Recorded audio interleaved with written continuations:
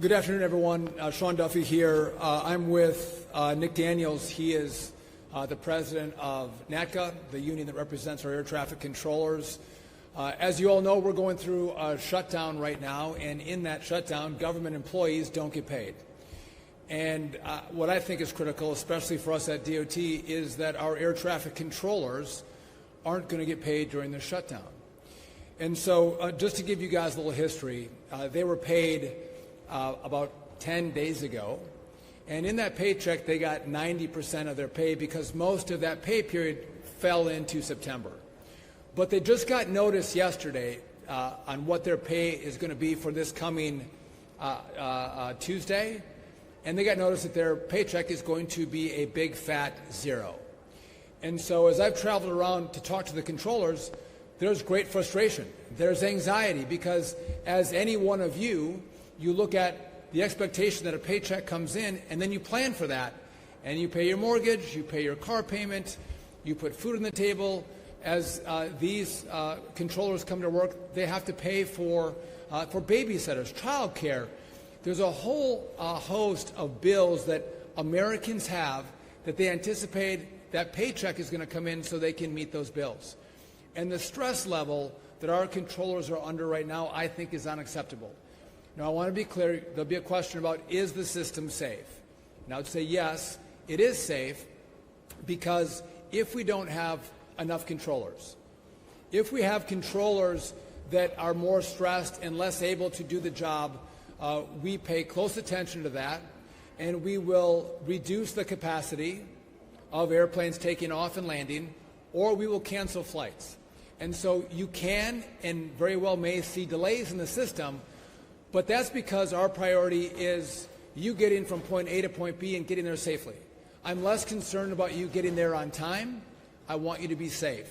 And so as we have seen over the course of the shutdown, what we're day 23, 24, we've had different areas of the airspace, different TRACON centers and towers that have had staffing shortages, and then in certain regions of the country, we've seen delays. And it's not been one place, it's been moving throughout the airspace. I've asked our controllers, please show up for work. And those who do show up for work, I thank them. They're great American patriots who come to work every single day knowing that they don't have a paycheck going into their bank account, even though they're providing critical services to the American economy. So I thank them for coming to work, and I encourage them to continue to come to work as we navigate the shutdown. I do think there's a frustration with our controllers that Hakeem Jeffries, Chuck Schumer, Bernie Sanders, they're all going to get their paychecks, while these men and women who control our skies aren't going to be paid because of the shutdown. I think there's also a frustration that the shutdown is about paying for health care benefits for illegal immigrants. I think our controllers, who again are great Americans, want their Congress to focus on America and Americans, and are asking the question, why is the Congress, why are Senate Democrats focused on health care benefits for illegals? Maybe focus on me and my paycheck and the services that I provide. Open up the government, negotiate, have a conversation, but don't hold them, their paychecks, their families hostage so you can give benefits to illegal migrants. I think that truly is an overarching concern and theme, and I appreciate that NATCA doesn't get political. They don't. But what I think you will hear from Nick is they're asking for the government to open. They're asking for everyone to come together, make sure they all get paid, and then take the time to have conversations, to negotiate. But the answer is never shut down the government. The answer is open the government and then have a dialogue, come to a resolution. Try that approach before you actually shut it down and affect people's travel. By the way, I'm also concerned as we're coming into holiday season, we have more people using our airspace, more people taking flights. And when that happens and they see more delays, I want to make sure every American knows I've done all I can by modernizing the airspace, making sure we have more air traffic controllers. But if you're seeing an increase in shutdowns right now, or delays, not shutdowns, more delays, more cancellations, it is because the Democrats won't open the government back up. Before I turn it over to Nick, I want to mention one last thing. Many of you have reported on the fact that we don't have enough air traffic controllers. We're about 2,000 to 3,000 air traffic controllers short in the system. And I have developed a plan to supercharge air traffic controllers, get more of them into the system. It's going to take, a couple years. For assistance, please visit a ground transportation counter located in each of the baggage claim areas. We want you to be safe. We do want you to be safe, and the PA system does work at the airport. But we're supercharging air traffic controllers, bringing the best and the brightest, per the direction of President Trump, into this great profession. It takes time to do that. The academy takes time. Then once they're out in one of the facilities, it takes anywhere from 1, 2, sometimes 3 years to get trained up. And so we're getting word back right now from our academy in Oklahoma City that some of our young controllers in the academy, and some who have been given spots in the next class of the academy, are bailing. They're walking away. They're asking themselves, why do I want to go into a profession where I could work hard and have the potential of not being paid for my services? And so we're seeing that real consequence right now. That affects my ability to continue this surge and get more people, more young, well-trained controllers into our system. And so I want to lay out what's happening, make sure America knows what the consequences are for a foolish shutdown on behalf of illegals, because it has impacts on the traveling public's life as they see more delays in the system. I find that to be unacceptable. I have more value for our controllers that I think we're seeing from the Congress. And again, I would ask our controllers to show up for work, and I would ask Democrats in the Senate to have a vote, open up the government, and then sit down and have a conversation and negotiate. And with that, I'm going to turn over to the chair of NACA, Nick Daniels, who is, again, we don't agree on everything, but we've been good partners just in the sense of trying to take care of the controllers who work so hard on our airspace. So Nick Daniels. So good afternoon. I am Nick Daniels. I'm the proud president of the National Air Traffic Controllers Association. America's air traffic controllers, we didn't ask to be the focus of this shutdown. Yet, every day, we're carrying the full weight. Every single day, we move over 45,000 aircraft, 3 million passengers. We move tons of cargo that keeps America running, protecting the national airspace system, and even more importantly, people's lives. They're showing up every single day under immense stress, under uncertainty, having to stay focused on performing the day in and day out tasks. And every day that this shutdown drags on with no clear insight, this affects their focus. And our job as air traffic controllers is to mitigate risk, and it's also to call it out. Air traffic controllers, our job is to communicate for the safety of the flying public. And as this shutdown continues and air traffic controllers are not paid for the vital work that they do day in and day out, that leads to an unnecessary distraction. And they cannot be 100% focused on their jobs, which makes this system less safe every day that this shutdown continues. Tomorrow will be less safe than today, and as the Secretary said, now we have to figure out how to mitigate that to ensure the safety of every passenger and every plane that flies in our skies. There is no version of this scenario that we have been forced into where an American worker can work 6 days a week, 10 hours in a day, only have 4 days off in a month, and have to deal with their greatest priority, which is taking care of their family, to provide for them, to put gas in a car, to put food on a table, to ensure their kids have shelter, or that they have a level of care while they do go and do the very important job of being an air traffic controller and running America's skies. And the calls have already begun. Air traffic controllers have called and said, I've picked up a side job. I go to my primary job on a day, an evening, or a midnight shift. And when I complete that shift, I now go to a secondary job. I'm driving for Uber. I'm doing DoorDash. I'm doing Instacart. This job is hard enough 5 days a week. We do it 6. We make the impossible look possible every single day. But now, with this shutdown, we're making the impossible impossible for people to continue to live without money. So some of our lowest paid air traffic controllers in this system, whether they're new or they live paycheck to paycheck just like every other American worker, they will instead be focusing instead of focusing on the safety of the American flying public, they're now focusing on what they can't afford to pay. So as each day passes with this shutdown, more of this nation's air traffic controllers will feel more stress. They'll feel more pressure. And it's the opposite of what they should be focused on. We should be focused on how do we move forward, the cusp of taking care of one another. So air traffic controllers, we didn't start a shutdown. We don't end the shutdown. Our elected officials do. And our message is simple. End the shutdown today. So we'll take questions in a moment, but just when I was talking to the guys in the break room, they're eating in the break room, and they made sure I knew that the food that they were eating had come from the airlines.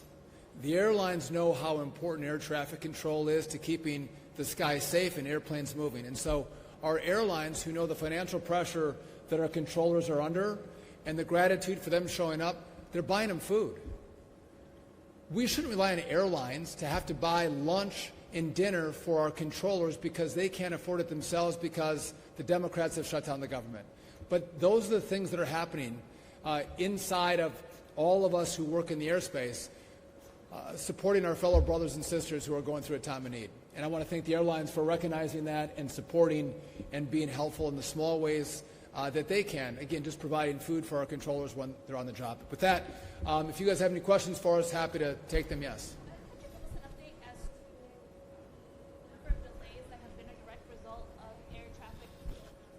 So the question is, how many delays have been in relationship to air traffic controller shortages? And so it's different every day. So the average on a day is about 5% of our delays would come from staffing shortages with air traffic controllers. We've gone up as high as 53% of the delays have been because of staffing shortages. And that number moves every single day. Because as I mentioned before, we don't have one facility that's a problem every single day. It might be short one day, but then, it might be Chicago one day, it might be Atlanta another, it might be Newark a different day. And so it changes day by day, and so it's anywhere between that 5%, we're always been above the 5% in the shutdown, but as high as 53% of delays are from the staffing shortages. Yes?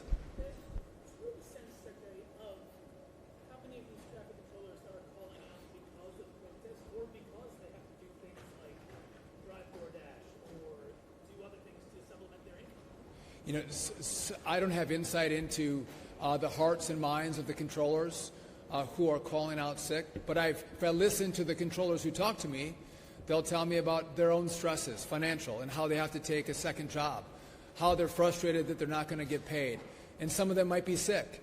But I'm working close with Nick. We're driving a message. I want you to show up.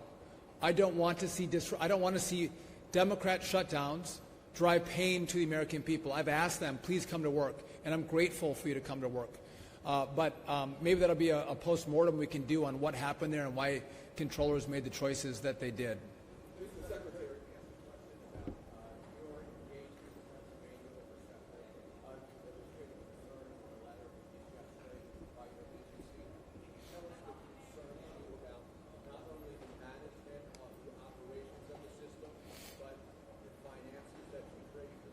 Yeah, so this is a Philly issue. I am concerned about SEPTA. When you have a system that's $200 million in the hole, we see delays. But do we see fires? That's a huge problem, right? On trains and on buses.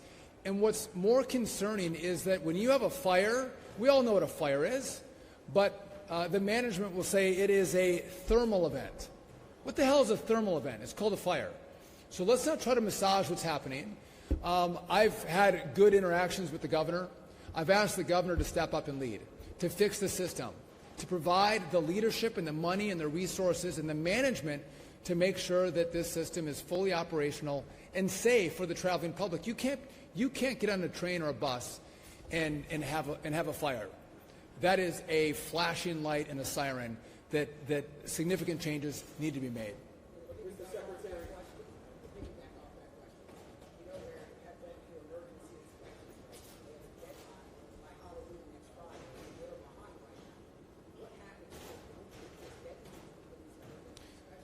So I'm not going to front run what happens next, but again, I don't want to talk about consequences. I want to talk about action. I want trains to be safe and to run on time. That's what I want. And if those emergency inspections don't pass, we'll talk about what comes next.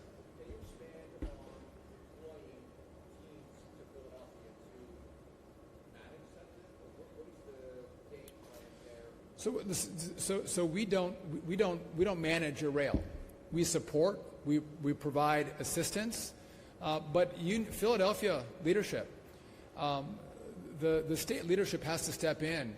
And by the way, the city works well because you have a system that can move people effectively and efficiently through the community. That's really important.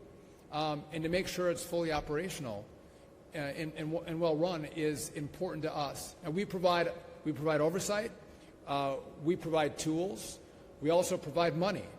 And so, again, what I want to see is the state and the city work together with us to have a plan to fix this system, and that takes engagement, that takes leadership. And so I hope to see that from the city and the governor. And if they're willing to do that, we're going to work with them. Because what I want is, I want a great system for Philadelphia. I mean, that's what I want. And if I can be helpful, I will.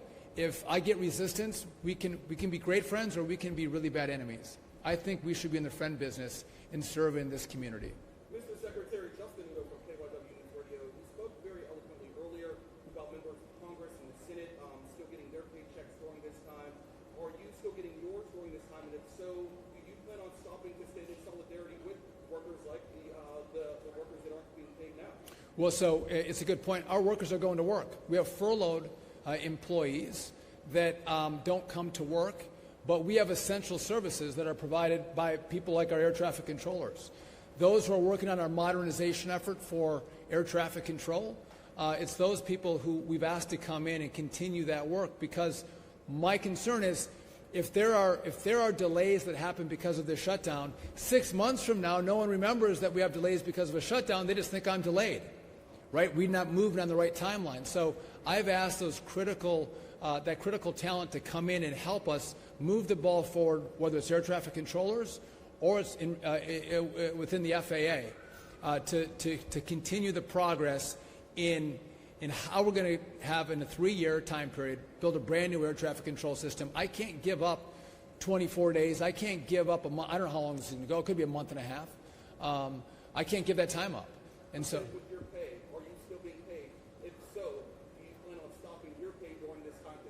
I would have no problem stopping my pay. By the way, I don't even know if I get paid or not. In Congress, we did, and that was a huge problem.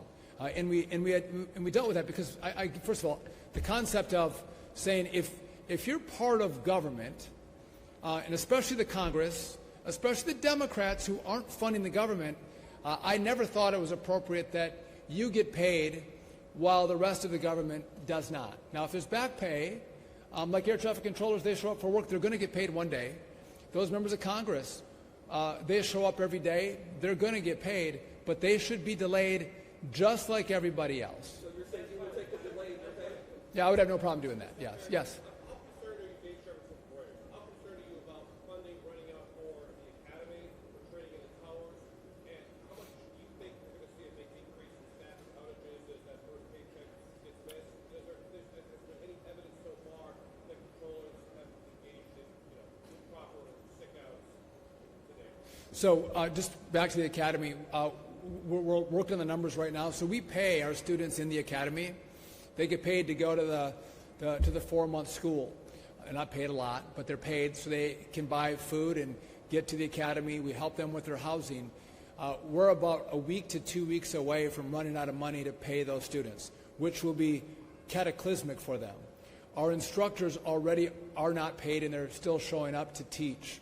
But again, the disruption that this causes, I've already seen young people drop out of the academy because they're concerned about going into a business where they may not get their funding. And so it's my job to let everyone know these are the consequences of the shutdown. And by the way, what's not partisan is the fact that we need a new system. It's not partisan that we need more controllers. So we're going to continue that work, but it's important to tell everybody this is the hardship that we're under right now because of the shutdown, and it will not be consequence-free in regard to the pipeline that I have in bringing controllers in. There's a lot of concern this weekend we could start to see really serious disruptions. Obviously, yesterday was 6.6%, but are you concerned to get that first paycheck that this could be? So I think it's a great question. I can't project what's going to happen with our air traffic controllers. I have told them to show up for work, to do their jobs. Nick has told them to show up for work and do their jobs. But I've also heard about the hardship on finding a second job when they already work, many of them 6 days a week as air traffic controllers. I've heard about gas. I've heard about childcare. I've heard about mortgages. I mean, we all look at each other and say, who can go without pay? How does that happen and work for them? And no doubt that puts pressure on their lives, their families. And so I hope that's not the case. I don't want to see any pressure applied to this shutdown because of air traffic controllers. But I can't predict the future. I know they're frustrated. I know they're angry. And I know they want their Congress to think about them and not illegals. I can take one more question. Did anyone else know? You can go again.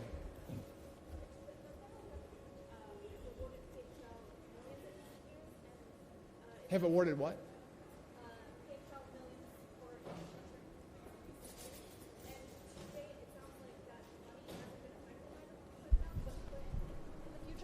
So just looking at kind of how the DOT functions, a lot of the money for the projects that we fund, that money is pre-funded. So when you have a shutdown, I already have the money in the door that's allowing me to continue with projects. Now, one of the issues is if I have staffing problems, that can impact my ability to get money out the door. And so it's not that the money's not there, it's that I don't have the staff in place because they've been furloughed to actually execute the agreements or do the oversight that's necessary by federal law for these projects. And so that can be an issue, but much of this has been pre-funded. Just on our air traffic control modernization, we got $12.5 billion in the big, beautiful bill. I need $31.5 in total. But we got a lot of that money up front, which is why we're able to continue to push forward in the modernization effort to make sure we have a brand new air traffic control system in this country. With that, everyone, I want to thank you for coming out. I appreciate you covering the great men and women who keep your skies safe. They keep your planes on time. They do yeoman's work, and so thank you for covering them. And I want to thank also our controllers one last time for their great work. We're grateful for that at DOT, at FAA, and I know America is as well. Thank you.